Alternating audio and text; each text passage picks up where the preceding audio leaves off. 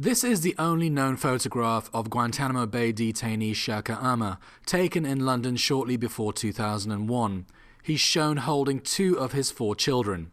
Aamer is a Saudi citizen but was resident in the UK for 5 years, where he married his British wife.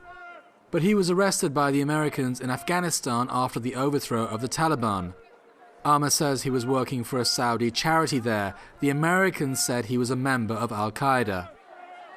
A few hundred supporters, including politicians and human rights activists, gathered at the site of the new US Embassy in South London to publicise Aamer's plight.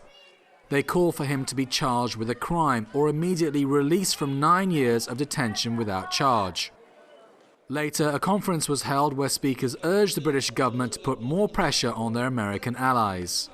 This event is part of a campaign to bring Shaker Aamer back home. Over the years, several British residents and citizens have been held without charge or trial in Guantanamo Bay for years on end, but all have eventually returned back home, all except Shaker Aamer. Family, including us, suffered a lot, and still we are suffering. As for my daughter, his wife, she became psychotic. Sometimes she's all right, but again attack comes after a few months.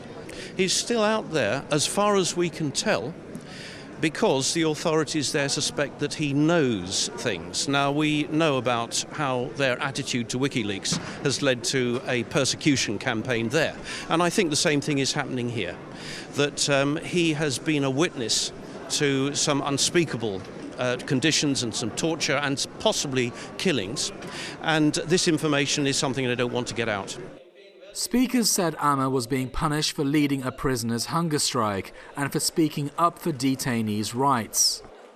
They urged the British to sanction the Americans if they refused to release him. Aamer says he's been tortured in Guantanamo and previously at US-controlled detention centers in Afghanistan. His lawyers allege the US and British have been complicit in this mistreatment. The British, meanwhile, have called for Aamer's release, but the Americans have only agreed to release him back to Saudi Arabia. London denies being complicit in his torture.